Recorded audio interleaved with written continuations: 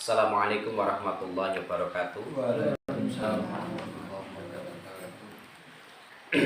Wallahu ya'lamu ma fi qulubikum wallahu alimun bidzati sudur. Wallahu ya'lamu ma fi qulubikum.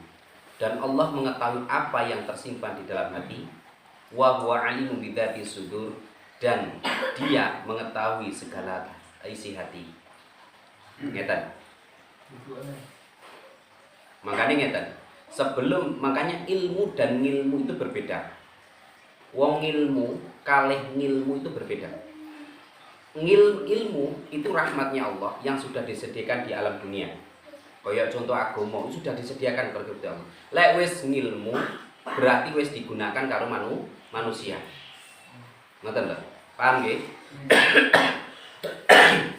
Makanya kalau orang itu ketika waktu sudah tahu yang namanya rukun Islam. Kalau sudah rukun Islam itu harus tahu yang namanya rukun. Rukun itu pripun? Rukun itu harus rukun dulu di dalam diri kita sendiri. Antara ucapanmu, karo hatimu, karo perbuatanmu, tindakanmu itu harus sama. Dadi kudu padha. Kula saat ini sampai iso padha baru rukun.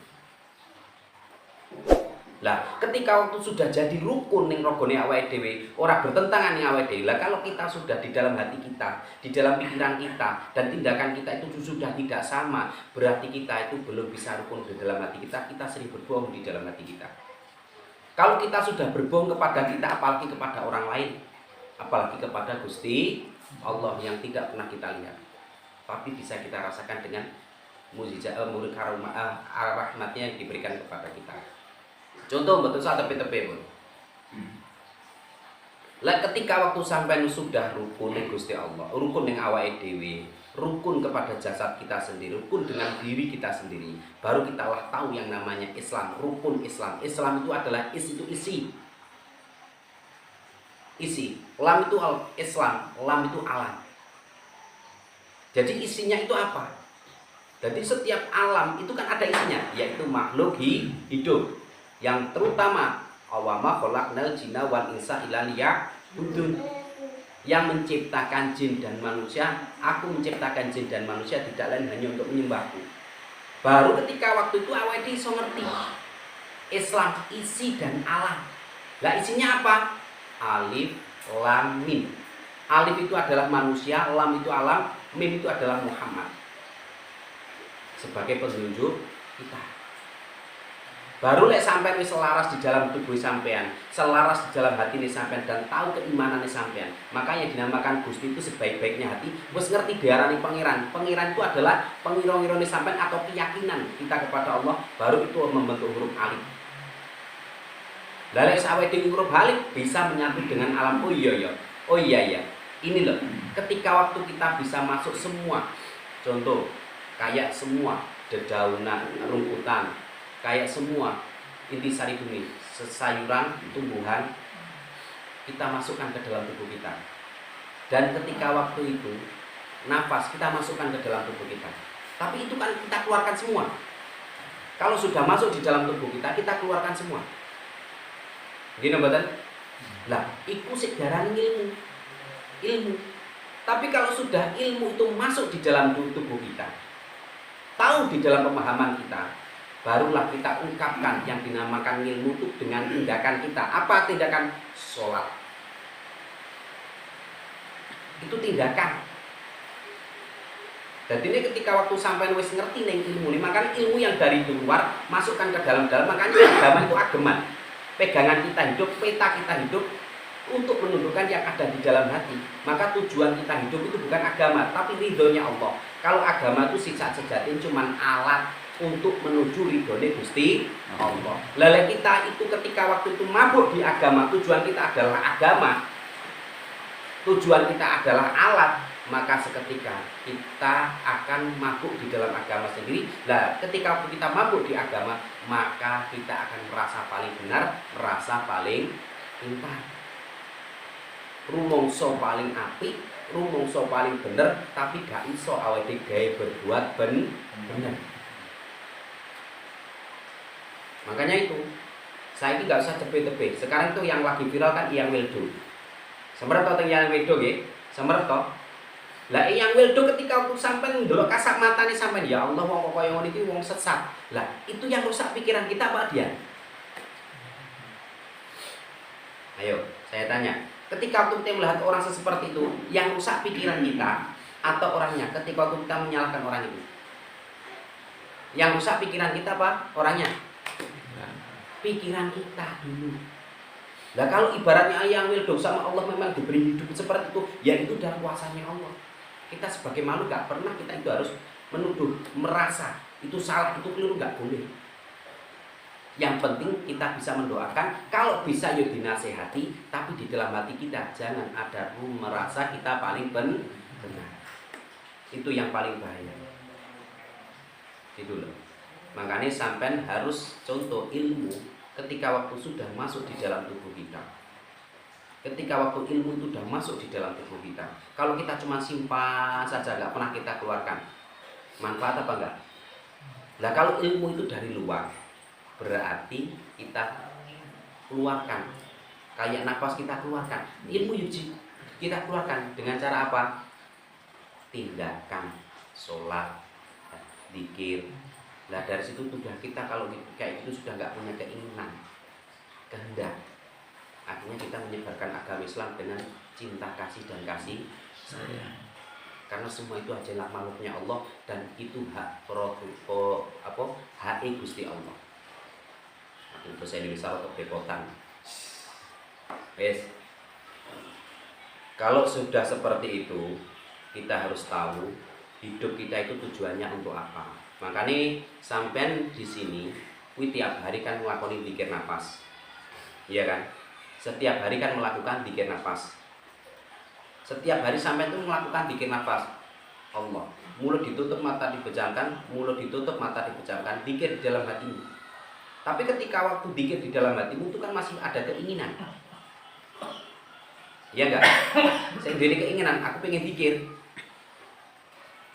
Kan masih ada keinginan. Tapi kalau sudah zikir itu hilang di dalam tubuh kita, karena apa? Setiap hari kita zikir terus lewat nafas kita akan terbiasa. Lah dari terbiasanya itu kita sudah nggak punya keinginan. Dari stresno jalaran sokoklino tadi, setiap hari kita melakukan itu di dalam nafas kita, itu akan kita akan nggak ada keinginan untuk zikir lagi. Lah dari situlah maka kita tidak mengucapkan di dalam hati kita, tapi nafas kita akan merasakan zikir itu tadi. Karena seringnya kita berpikir nafas. Nah ketika bikin nafas, dialah Allah, dialah Allah. Setiap tindakan kamu yang kamu keluarkan kepada makhluk itu hanyalah haknya Allah. Ketika waktu kamu wujudkan, contoh, kamu tiap hari bikin nafas, Allah, Allah, Allah. Nah ketika waktu bikin nafas Allah, Allah, Allah. Nah semua itu, ya kan? Semua yang kamu berikan kepada semua yang kamu berikan, untuk contohnya kamu itu sedekah mau berjalan kemana, lah perjalanan itulah yang dinamakan tindakan. Lah ini yang gerakan siapa? Apa saya bisa menggerakkan tubuh saya? Apa aku bisa gerakkan tubuh saya? Jelas gak mungkin sampai bisa menggerakkan tubuh sampean. Karena kita punya nyawa, kita punya nafas. Yang makanya rasa itu ada dua, ada yang namanya rasa dari luar, ada yang namanya rasa dari dalam. Rasa dari luar, nafas untuk menyatukan antara roh kita bisa hidup, itu yang dari luar. Kita makan ada rasa, itu dari luar untuk untuk kita bisa hidup, menyambung kita hidup. Kayak makanan ada rasa dingin, ada rasa panas, itu kita untuk hidup di dunia. Kalau sudah dari luar sudah menyatu di dalam tubuh, ini akan menyatunya antara rasa dari nafas. Ketika waktu merasuk di dalam tubuh, maka kita akan mengeluarkan sifatnya hawa nafsu, keinginan kita, kehendak kita. Itu loh. Dan ini ketika waktu sampai wis duweni hawa nafsu di dalam tubuh sampean. Karena ketika waktu kita sama Allah diberikan hidup, kalau kita cuma mengendalikan hawa nafsu, maka seketika itu orang akan menuruti hawa nafsunya dia sendiri.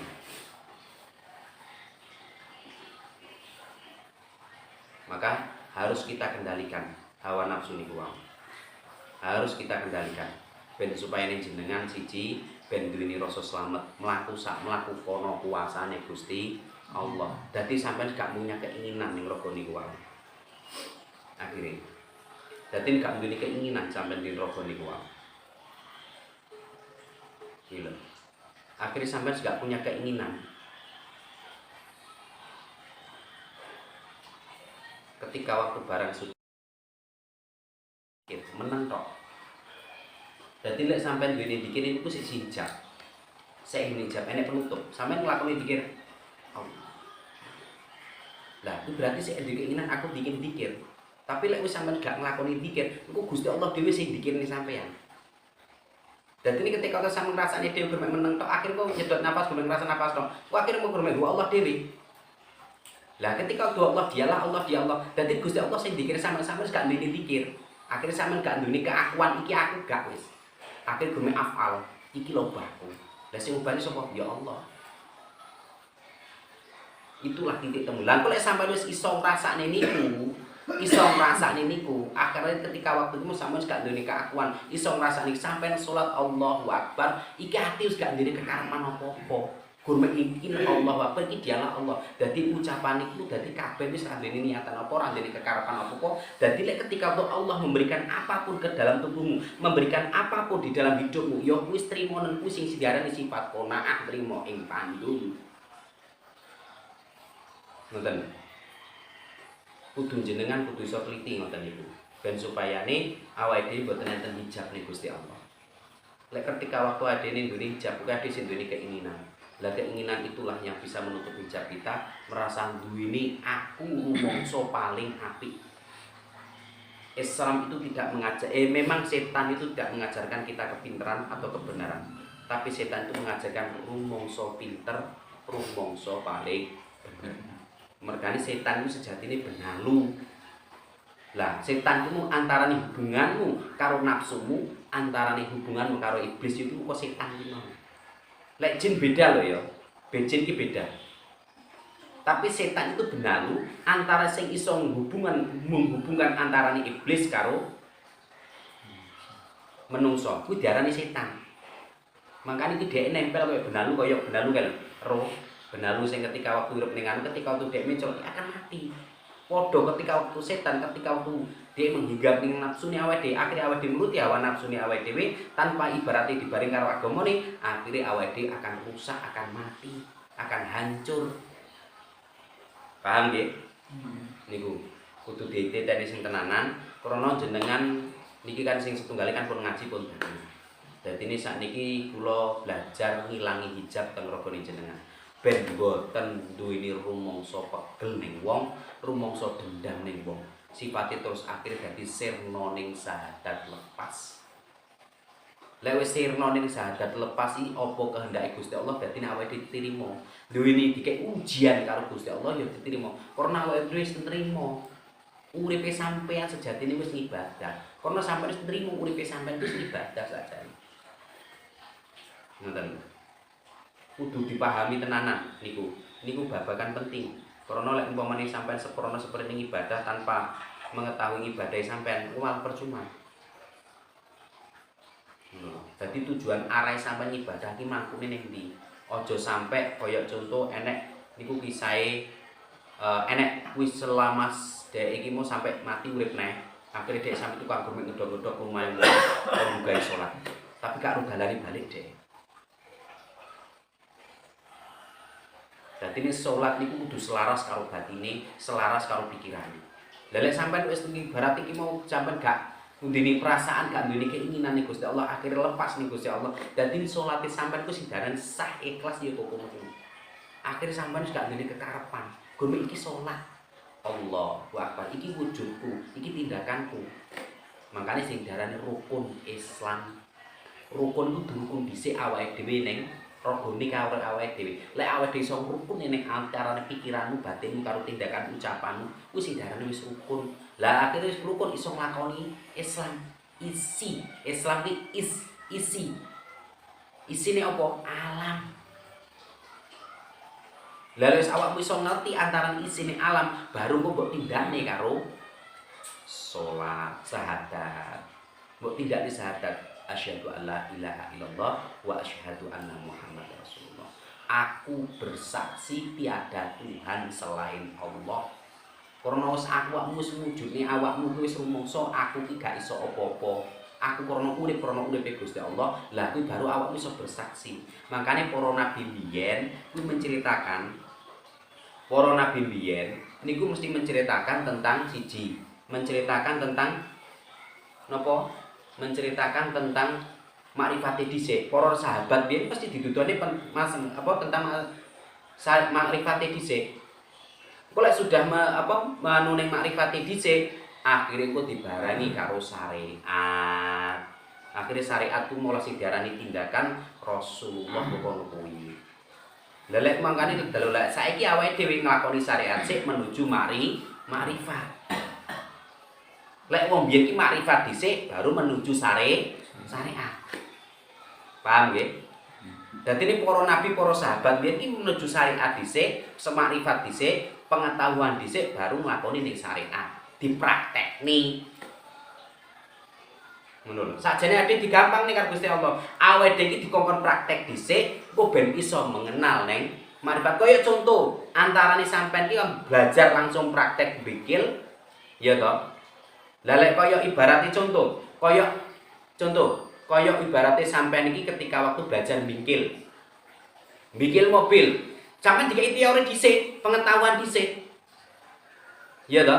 Dikai pengetahuan dhisik tentang bikil. Contoh ning sekolah ning STM. Lah di situ kayak teori. Lah, engko baru engko prakteki. Ngono lho. Tapi lek kaya awake dhewe niki budal langsung praktek. Dadi gak ngerti istilah tapi langsung praktek. Lah, engko akhir ngerti ning teori ini. Paham toh? Makanya Nabi mbiyen sebelum mengajarkan Islam ke para sahabatnya, itu yang pertama ditunjukkan adalah makrifatnya dulu, pengetahuannya dulu, baru diwujudne karo syariate. Ngono lho. Dadi ini awake dhewe kudu harus paham. Dulu ketika waktu kita sudah mengetahui pengetahuan, makanya Kanjeng Nabi dituduhne iki mau lek ilmu ku gemek dilebokne tok ning jero ning ragane awake dhewe. Ilmu ki mung gemek disimpen di dalam dirimu sendiri tanpa diwujudne, tanpa ditokne nek kira-kira manfaat apa ora. Wong awake dhewe ambekan ya kudu ditokne. Awake dhewe mangan ya kudu ditokne. Lah awake dhewe mangan disimpen ning jero dadi penyakit. Padha kaya ilmu ngono kuwi. Lek ilmu mbok simpen dhewe tanpa ditokne, tanpa diamalne, ya kuwi berarti ilmu sing ora manfaati. Ngoten lho. Dadi ini kudu sing iso ngerti manfaat iki teko ndi. Lek awake dhewe mboten saged manfaati, akhire kur mek dadi ya iki mau urip tapi ra iso urip. Makane iki ana istilahe urip ngene. Ana istilahe. Contoh kuwi. Dadi niki enek istilah sing diarani arep urip, arep urap, urip, urup. Arep ki mung krana keinginanmu. Urap ki mung ketika waktu awakmu ngonceki, dionceki durak. Dionceki dipilih-pilih dhisik. Ki sing apik sing ndi, sing apik sing ndi, sing dengan. Lah, ketika waktu awakmu wis iso ngerti iki mau, akhire dadine urup. Ngono. Dadi penerangmu ketika waktu pertama arep aku ape nglakoni iki sing diarani hawa nafsu kendak keinginan pengin belajar agama.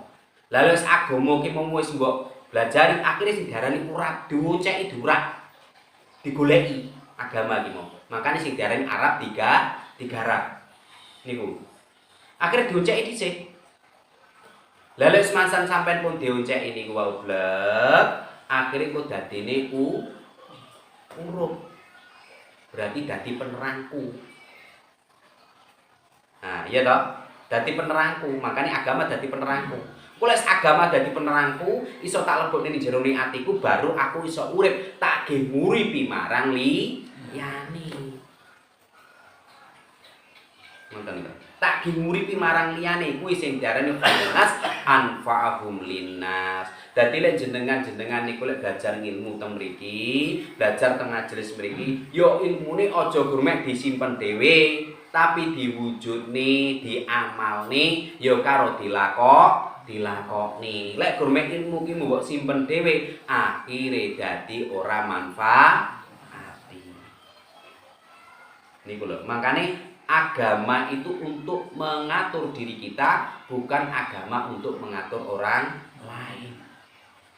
Dadi lek awake dhewe ngoten niku ora duweni nyono-nyono elek ning wong wis ora duweni. Krana kuwi mung kabeh kehendake Gusti Allah. Krana kabeh iki mung sing nyiptakne Gusti Allah. Gusti Allah sedadene kuwi kersane kok kono hidayah kok kono ya wis ben. Ngono lho. Dadi nek gak usah awake dhewe iki ibarate roh yang wildo. Sing koyo ngono awakmu wis mongso kae iki kleru kae sesak kewan lho gak usah. Karena pandangan sempit kok kono ki mau. Kuwi pandangan sempit kok kono kuwi. Dadi ini dilang nih rasa teko kono kuwi. Ilahno rasa teko kono kuwi. Insyaallah lek awake dhewe iso duweni rasa ilang teko kono kuwi, barulah sing diarani manusa. Uman sopane wong nusi akan dilalekaken sapane man. Akhire dadine awake dhewe iso eling lan padha eling krana atimu gak pernah pedhot. Iki kehendake Gusti Allah, iki dialah Allah. Maka sing diarani Allah iki dialah Allah, berarti kehendake Allah kabeh. Sing tak lakoni kehendak Allah. Makanya ketika tu sampean kehendake Allah, gomek mikir kehendake Allah. Dadi wis gak mikir ki usah. Lah wis kok akhire sampean dikeki karo Gusti Allah dilebokne apa, dikeki apa, ya kuwi diterima kuwi sing diaran sifat qanaah. Mbok sampean ape dikeki susah ya wis monggo, ya mbok awakmu ape dikeki penyakit ya wis diterima, awakmu ape dikeki seneng ya wis diterima. Dadi nek kono wis gak enek rasane gomek nikmat krana kabeh namung dikei sifat qanaah nrimo ing pandu. Niku kudu sing bener-bener ben supayane awake dhewe ben iso belajar ngaji ngoten lho. Sing penting hati-hati kabeh krana kabeh niku bakale nggih niku. Makane sing hati-hati tenan. Krana kabeh niku sing diarani rukun Islam iku kudu iso ngrukuni ning awake dhewe, bisa merukunkan diri kita sendiri. Kuwi lho. Dadi lek awake dhewe bisa merukunkan antara hatimu, perbuatanmu, pikiranmu baru bisa.